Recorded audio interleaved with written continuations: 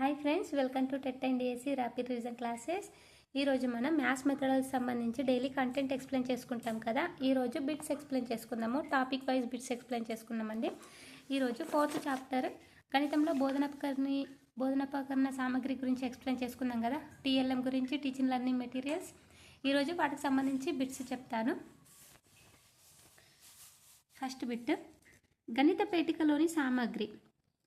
క్యూసేనియర్ పట్టీలు, నెపీనియర్ పట్టీలు, డామినో కార్డులు, పైవన్నీ.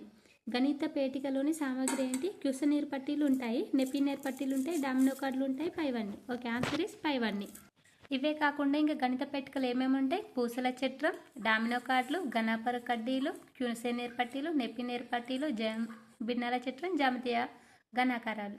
గణిత పేటికలో ఉండే సామగ్రి ఇది చాలా చాలా ఇంపార్టెంట్. నెక్స్ట్ బిట్,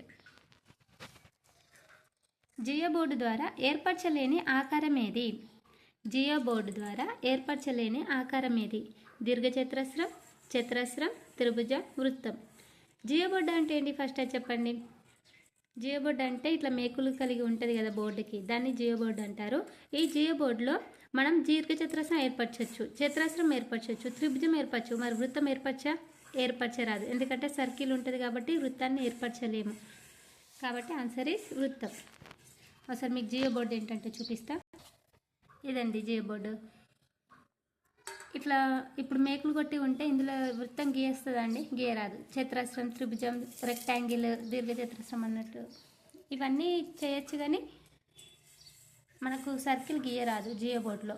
ఇది గుర్తుంచుకోవాలి. ఓకే, నెక్స్ట్ థర్డ్ క్వశ్చన్, సమతల జ్యామితీయలోను ఏ అంశాలనైనా సరే బోధించడానికి ఉపయోగపడేది? సమతల జ్యామితీలోను ఏ అంశాన్నైనా సరే బోధించడానికి ఉపయోగపడేది? గ్రిడ్ పేపర్, డామినోలు, జియో బోర్డ్, పైవన్నీ. ఇప్పుడు సమతల జ్యామితీయలో ఏ అంశాలు ఉంటాయి?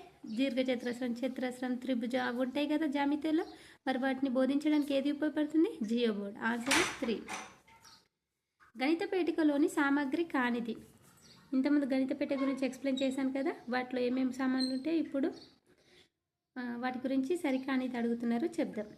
జ్యామితీయ ఘనాకారాలు, భిన్నాల చట్రం, పూసల చట్రం, పెగ్ బోర్డు. ఇప్పుడు చెప్పండి, గణిత పేటికలోని సామగ్రి కానిది ఏంటిది? Peg board. Answer is 4. క్రింది వాటిలో అభ్యసన ఉపకరణం కానిది. అభ్యసన ఉపకరణం కానిది డామినోలు, భిన్నాల చట్రం, పూసల చట్రం, OHP. Answer is OHP, overhead projector అన్నట్టు. చూడడానికి, వినడానికి ఉపకరించే ఉపకరణం. చూడడానికి, వినడానికి అంటే శ్రవ్యోపకరణం, దృశ్యోపకరణం, పైవన్నీ. చూడడానికి అంటే దృశ్య, వినడానికి అంటే శ్రవ్య. ఆన్సర్ ఇస్ దృశ్య శ్రవ్యోపకరణం. Answer is 2.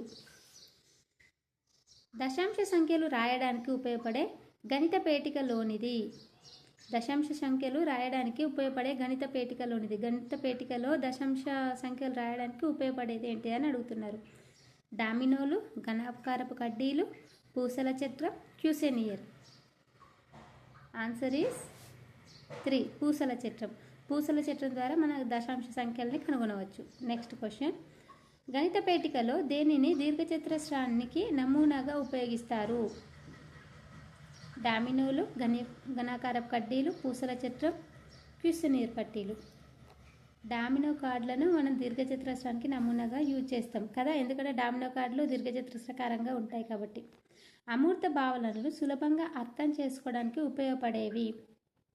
అమూర్త భావనలను సులభంగా అర్థం చేసుకోవడానికి ఉపయోగపడేవి శ్రవ్యోపకరణాలు, దృశ్య శ్రవ్యోపకరణాలు, దృశ్యోపకరణాలు, పైవన్నీ.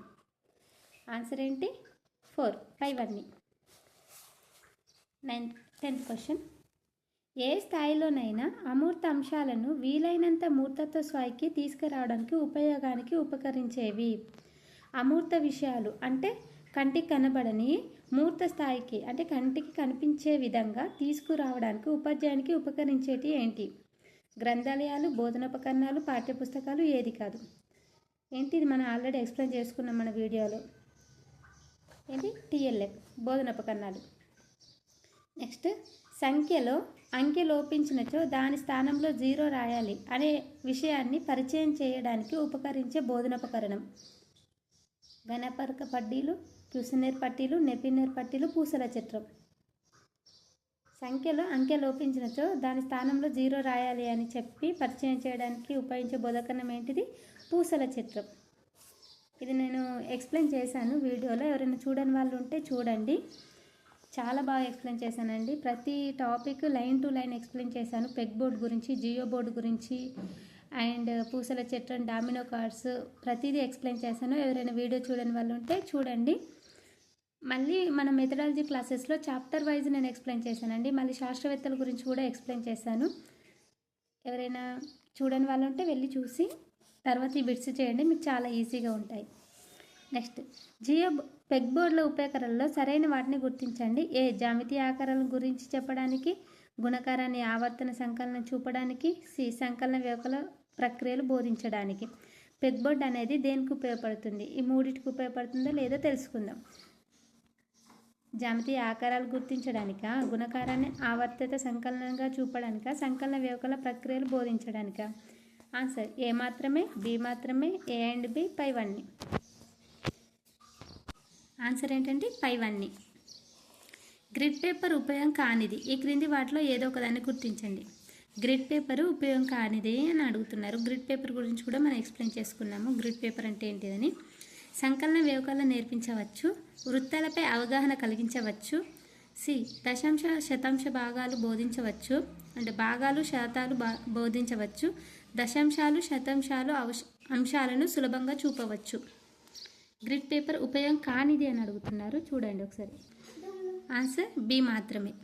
వృత్తాలపై అవగాహన కలిగించవచ్చు. గ్రిడ్ పేపర్లో మనం వృత్తాలపై అవగాహన కలిగించలేము కాబట్టి కానిది ఏంటిది? వృత్తాలపై అవగాహన కలిగించవచ్చు. Option B is wrong.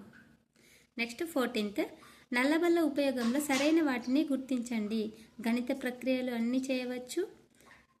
నల్లబల్లపై చిత్రాలు గీయవచ్చు, సమస్యలు సాధించవచ్చు, రాసిన దాన్ని చెరిపేసి మరల వాడవచ్చు.